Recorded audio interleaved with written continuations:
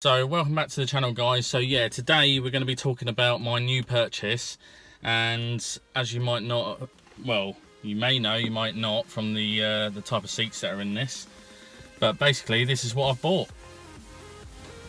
So yes, this is a Renault Laguna Mark II. I think it's pre-facelift. Yeah, pre-facelift. So it's got the ugly front end on it. Not a lot of people like the front end on these, but a very rare Renault Laguna GT 205 turbo. Now, when I last looked these up, there is only about 80 left in the UK, and yeah, we managed to get hold of one. So I'll tell you the reasons why I come to purchase this car, and what the actual reasons I'm going to use it for and what it's needed for as such. But if you have followed the channel, you may have known that we did buy a Ford Street KA to do the car rally in back last year sometime.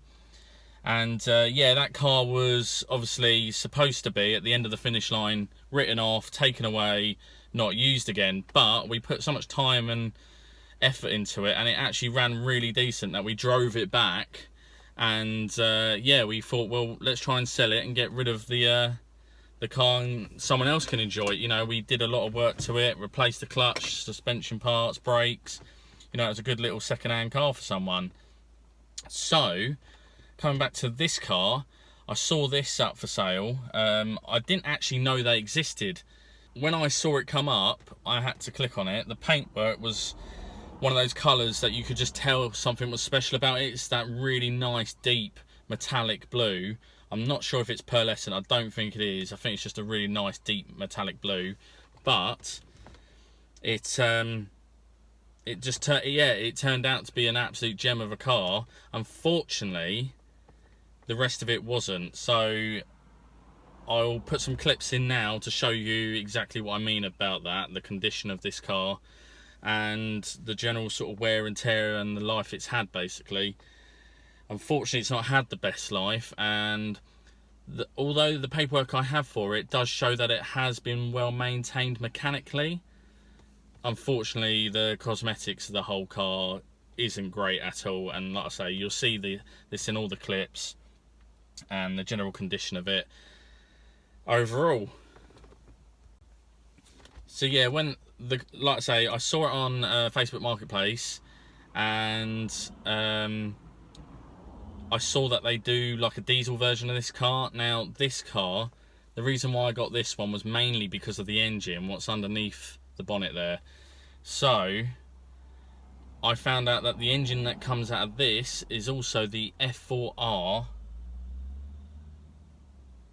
T that comes out of the Megane 225 turbo. Same engine, it just apparently has different injectors and a different turbo. So this, again, coming back to the name, is a 205, so it's 205 brake horsepower. So it's detuned slightly from the Megane 225, but it's still up there with, you know, like the Clio 200s and things like that. It's a Renault Turbo OEM car that I can kind of use for something else, and I'll get to that in a bit as well. But generally, like I say, the car has been really nice. We managed to pick it up in total with the Street KA as a part exchange. We got this car for £700. So there was quite a lot of faults with it. When I turned up at the dealership, it had been sitting there for about 5 months. The battery was flat. And like I say, you've seen all the problems with it as well. I'll clip all those in. The hazards were going constantly. He didn't know what they were, so he took that off. The relay was messed up, so when he got it back to me, he's now taken off the hazard switch that I can't use, but I do have indicators. So I'm like, right, okay. The rear suspension knocks. The dashboard, as you saw, was all peeling up. There's just a lot of cosmetic damage to this car, and it just hasn't had the best life, unfortunately. It's on about 97,000 miles, I think it is.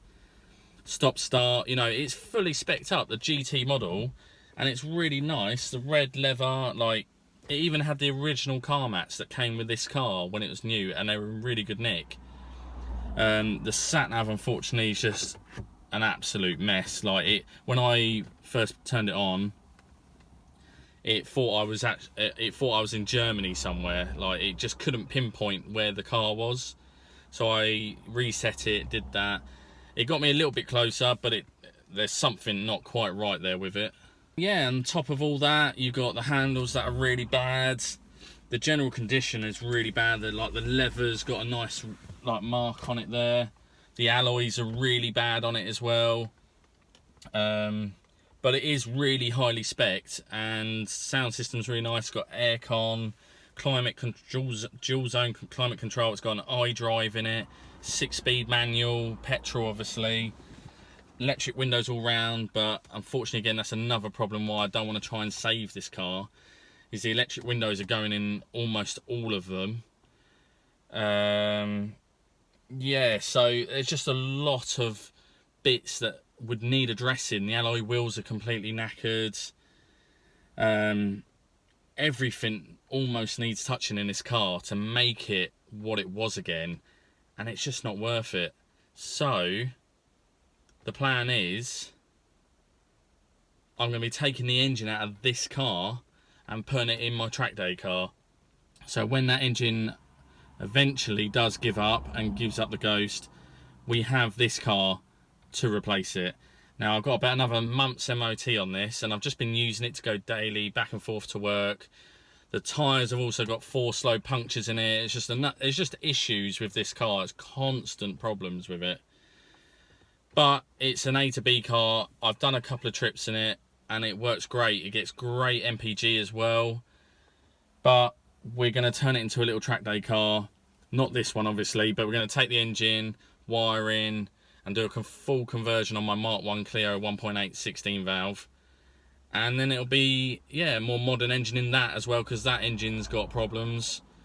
And it's not as powerful. It's well out of date by now. It's, you know, it's, what, 25 plus years old now.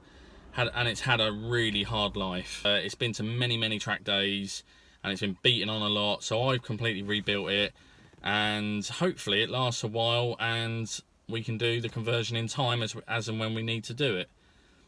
So that leads me on to something else that's coming on for the channel. Is I've actually bought another Mark 1 Clio, just a 5-door basic rusty old shell. I've stripped it out, but we're going to use that engine bay as a template to drop this engine into that car, and then that way my red track day car won't be sitting around as long as it has been if the engine in that lasts quite a long time and I can get quite a few track days out of it. So obviously with COVID in a way, it slowed everything down, shut all the plans down. So yeah, that's the general idea of it, guys. But that's what I've been doing. I've been getting loads of plans behind the scenes ready, but with COVID in a way, it's just slowed everything down. As you can all imagine, it's happened to everyone. And yeah, so yeah, I've got this car for another month or so. I've had it for about 8, and it's been great. So here's a little homage to this car. I didn't see anyone reviewing this car on YouTube or anywhere else.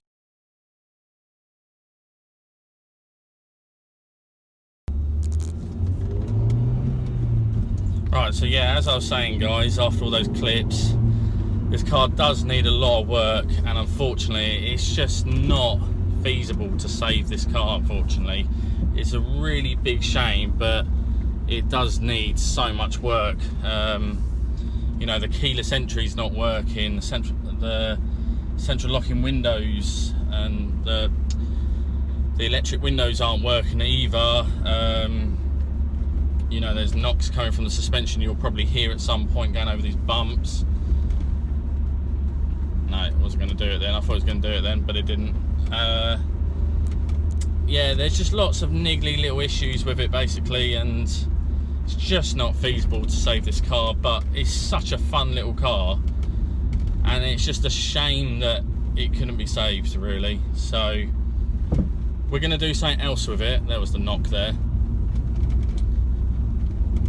We're going to obviously save the engine out of it, and we're going to try and make something out of it. So I'm going to try and turn around here, and I'll take you down these other roads, but it goes really, really well for considering probably how much it weighs as well, which I'll put on the screen here. It does obviously have all the gadgets in it, and it's very well spec'd for, you know, the type of car that it is. Obviously being a GT car, you can just tell that they just got it right with this car, and everything is just has a purpose, you know. There's nothing wasted. You know, the center console looks really good. The sat nav display up front, if it was working in this car, is really good. You know, it does work, but it's just doesn't like to know where I am when I first start off. So just little problems like that. Yeah, I've just let this car down over the years, but obviously it is 15 years old now, and it's had a really hard life, this one. So, like I say, the main attention, the main draw that got me to this car was that it had been so well looked after mechanically.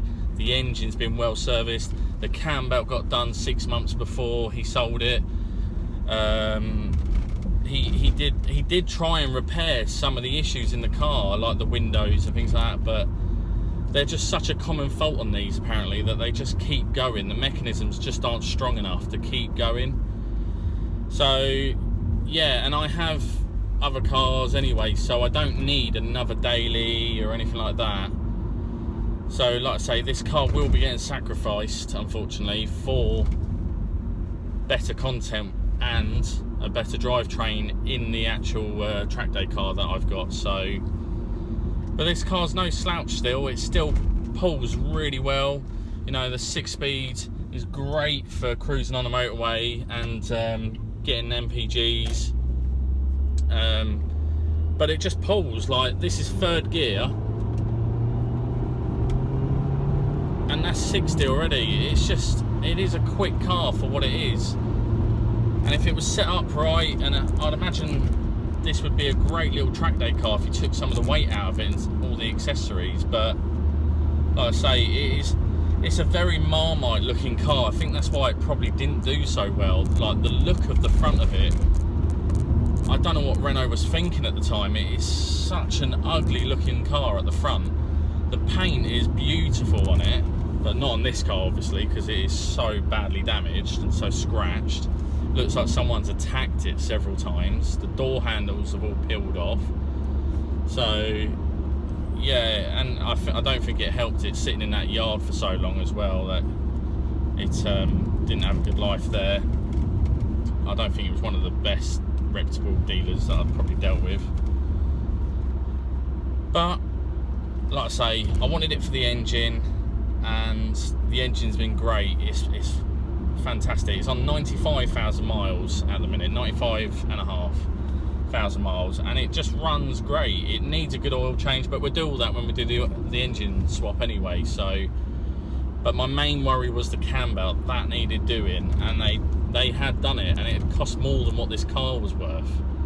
So I'm happy with that. That's great. So I don't have to worry about that for at least another 3 years or so. The steering's great in it. It's very direct. The only gripe I would say I have with this is the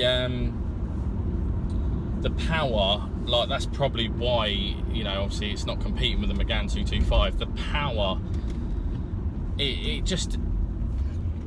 kicks in hard at the low end, but you have to absolutely rag it at the top end to get anything out of that turbo. So it does need that bigger turbo. I think they said this is a 10T, and I think the Megane is a 14T or something like that out of that. But it just needs that extra power, and I believe with a chip and tune on this, it can easily get up to about 260. Don't quote me on those figures, but that's what I think it can do. Basically, it's about 260 just with a chip or a tune, even a flash on the ECU. You're seeing around 255, 250, anything like that, probably realistic with the obviously miles on the engine. cyclist in front of me. Thank you, cyclist. And yeah, where was I? So you could get a good bit of power out of just flashing the ECU with a tune on it. But obviously I'm going to want more, and with the Clio it's going to make a world of difference being in that, because that's 137 from standard from 1995, and it in that car, obviously where it's so light, it is quick, like it revs really well, and I think that's what does it for that car, that it can just rev so hard. So where it can rev so high, it you can just rag it and get so much power out of it. But with this, obviously, we can use the turbo torque out of it to make that car really quick. And where this is 205 anyway, it's going to have a substantial difference to that car because of its weight. And with that, obviously, there can be bigger turbos, we can put bigger injectors in it, and probably push nearer 300. So it's going to be almost 2.5 times the power that it originally came with in that car, and should be more than enough to be in that car. So it's going to be a great little project, but it's going to take some time, unfortunately, because of COVID and all that. It's slowed money down, it's slowed time to work on things. So there's other bigger priorities in the pipeline, and unfortunately the modifying my cars is just one of them. It's, you know, just has to go as and when I can get to it. And it's, yeah, everyone, you know, you guys will understand, working on your cars, you can only work on them as and when you can, with time and money on your hands when you've got a full-time job as well. So yeah, I'm looking forward to it. It's going to be really, really good. It's going to be sad to rip this car apart, unfortunately, but needs must. And I feel like I've given this car a second life in some way, because I don't think anyone would have bought this car for what he was offering, and I only bought it because of the KA being part exchange with it. So really, I got this car for £400, and the cam belt, like I say, cost over double that. So I've made my money there alone. And I know these engines in these, like, because I did want to do the Megane 225 engine swap, that they cost probably, I think people are asking £1,500 to £2,000 for a full swap. Maybe you could get the odd one that's under 1,000, but you're right. I don't really like the idea of, sometimes, unless you know who they are and reputable, buying an engine from someone and not knowing the condition of it, because it could have been blown up. You don't know what could have happened to it. You know, it could have a cracked block and you might not know until you put it in. So that's why I wanted to get this. That was the main reason I got a full shell. One, that everything is here, everything I need for the conversion, apart from obviously some of the custom parts I'm going to have to do with it, the wiring and downpipe. Everything is here to make this car. I know this car runs, that's why I got it. So I know this car for 100% was running, driving and working before I put it in the next car. So I'm not troubleshooting before I even put it in, basically. So that was a huge must that I wanted. But to do that, obviously, to buy a whole car sometimes is way more, like the Megane 225. To rip apart a perfectly good one would be, you know, pointless. So, but when I found this, I thought this is a great donor car, basically, for this project, and that's what it's for. So, but I just wanted to introduce it to the channel anyway, to show you guys what I'm doing and what this is for, and to give it some, you know, give it some love, basically. You know, it's done a great job at doing what it's doing, and I've enjoyed doing some road trips in it. You know, it's been a great little touring car, and it's great for going B-road bashing with it as well. It's great for both. So it's going to be really nice to have this kind of power in a small little Mark 1 Clio, and hopefully there's not many of those conversions about either, so it's going to be one of the few that's actually been done. So it's going to be nice to have something that's a little bit different, a little bit custom, not the usual swaps that everyone's been doing, and go with something different in the end, because I know a lot of people put the 1.8T VW engines out of Mark IV Golf in a Mark 1 Clio as well, or they go the simpler route and they put a Clio 172 engine in from a phase 1 and drop that in. Again, that's just wiring in a downpipe. But unfortunately, with the market, those Clio 172s, the phase 1s, people have, I don't know, must have completely started loving them again. They've shot up in price, so to get one is nigh on impossible for good money, you know, less than £1,000, so they're touching £2,000 some of them. So yeah, that was, you know, and again, I didn't want to go with naturally aspirated, I wanted a turbo, and that's why I looked at the Golf more at that. But when I looked at someone doing a conversion, there's a lot more fabrication on that side of things, as well as a part of me would always not enjoy having a Renault motor in the, you know, Renault car. Basically, that was always my stickler with that I didn't want to do. My idea was always to use something out of Renault, and my two sort of options that I wanted to go with was either the 225 Megane, but then finding this was a great, you know, it had to be done.